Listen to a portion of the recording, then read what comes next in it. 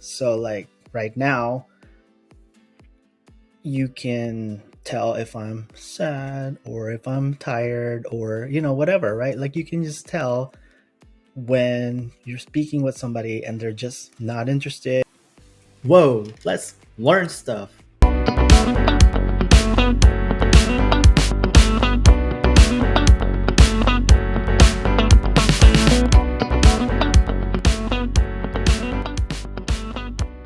Let's learn about nonverbal communication. You're speaking with somebody and they're just not interested, or you can't trust them, or what is it about them? Well, it's because they say just as much with their nonverbals. And this class is about sales management and then also your experience in sales, or just the experience of people in sales. And think about all the salespeople that you've interacted with, or perhaps you're a salesperson yourself, or you're in a sales type position. Just think about what the salesperson communicates, or what you communicate to people based on how you're acting. And so, going back to my original idea, is please don't just go through the motion. I found that this was a really useful exercise in helping me appreciate just the power of being aware of my own actions, but also being able to read people. And when you understand people, when you can read people, you understand them. And when you understand them, oh gosh, sorry about that. Okay, something got in my eye. Um, or maybe I was getting a little choked up about this, right? so, hmm. Oh, so when you understand people, then that gets to like really being able to help people come up with the solutions that they need.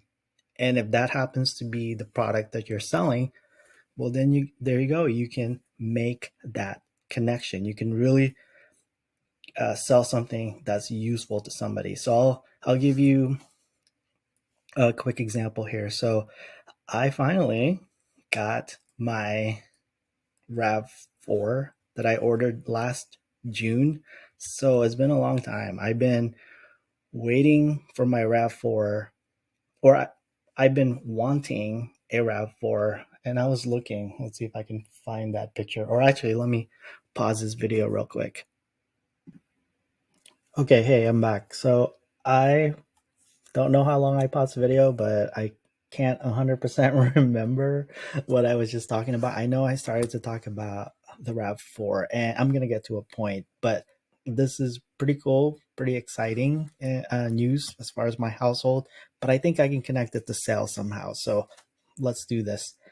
So I was saying that I have been wanting a RAV4 since 2008. So that's what, this is 2023. That's 15 years. So one of the reasons I didn't get a RAV4 back in 2008, so that would be the year that we found out that my daughter, she's 15 now, but we were pregnant, and we had originally thought we wanted a RAV4, but instead, with that news, we're like, oh, we need a bigger vehicle, so we got a Highlander. So anyway, 15 years later, well, my daughter will be, she's 15, but I wanted to prepare for when she's 16 so that she can have something nice to drive.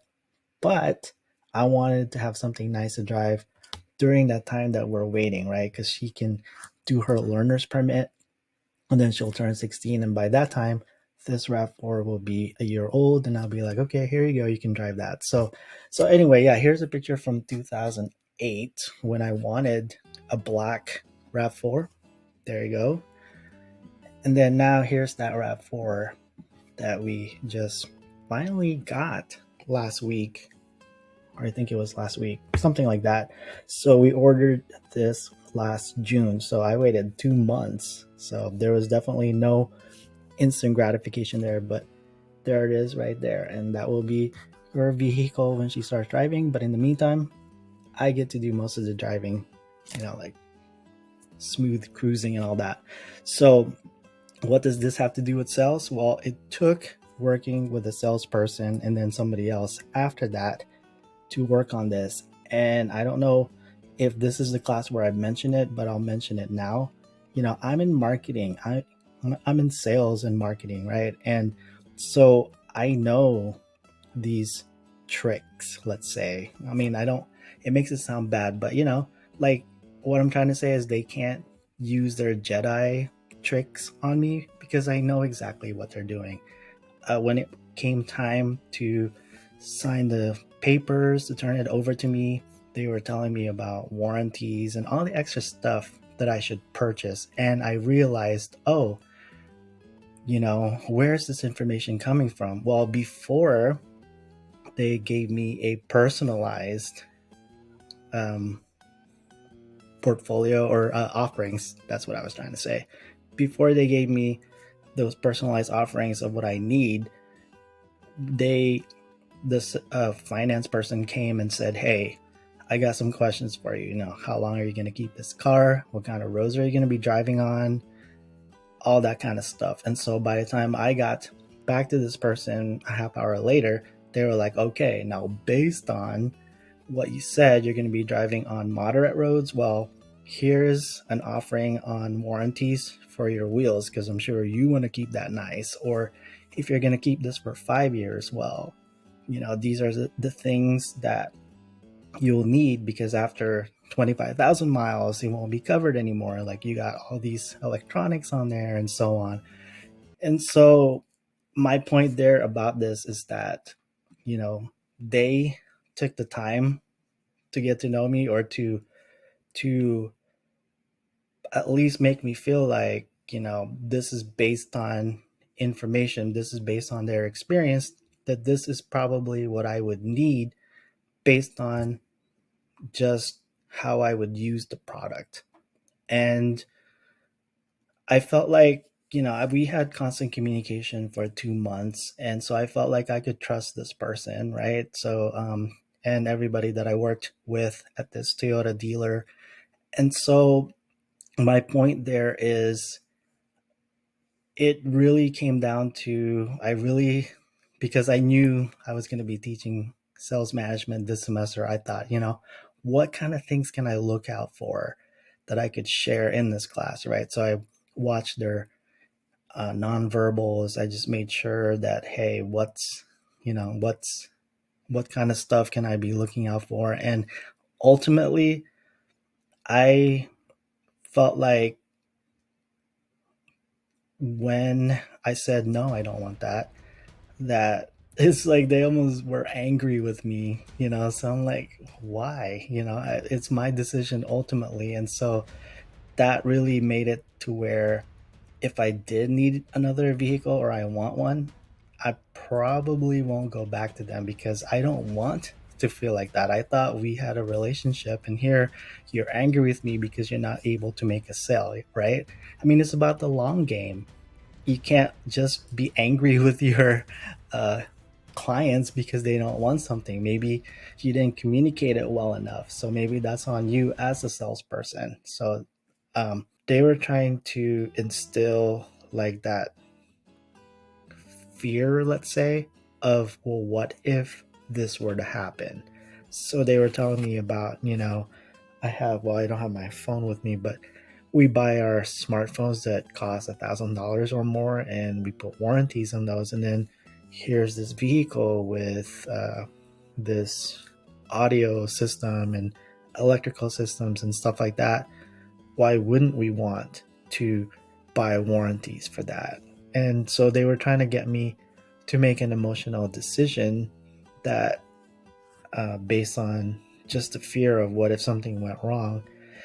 And mathematically, at least for me, it's like, well, if this stuff is covered for the first however many years, why would I want to buy that now when I may not even keep the vehicle beyond a certain amount of time? So I had other specific needs that were not necessarily addressed, even when they took the survey about, well, what do I want to do with the vehicle? So I didn't really 100% appreciate that they were just trying to get me to be scared of, the what ifs. Because, yeah, that's part of life. But at the same time, I can make my own calculated decisions and risks. So that's the part I wanted to kind of talk about there. Now, as far as the other part, let's see how it connects to nonverbals. So I mentioned something about how I felt like they were angry. So no, they weren't like yelling at me or telling me I was stupid or anything like that. But this is where the nonverbals came in. So as soon as I said, no, I'm not interested, then I could just tell from the body language that they just weren't very happy with me. So maybe it's a over saying it when I said they were angry with me, but there was definitely a shift in the mood. And so it gave me uncomfortable thoughts, and I don't think that that's the way, right, to build a relationship with your client. So anyway, I thought that was interesting. So let me wrap this up. What I was really wanting to convey is to please not just go through the motions when it comes to this assignment. I think it can be a really powerful tool for you to really appreciate the power of nonverbals and for you to practice that. And one good place to practice that is to watch TV and just imagine that you cannot hear what's going on. So you have to, so don't turn the captions on. So you really have to rely on watching body language. And when you think about actors and actresses, that's what it's about, right? Like, how did they convey that? You can tell pretty quickly who's like a major movie star, right? Versus somebody who's like a just amateur. So, for example, I know last spring I was able to be part of one of the commercials for Athens State. And so I'm interested to see if I would look like a polished Hollywood actor or just an amateur. So, because it was just pure acting. There was no text or not, no script or anything. So that should be interesting. And once I have a link to that, I might share that if it's not too embarrassing.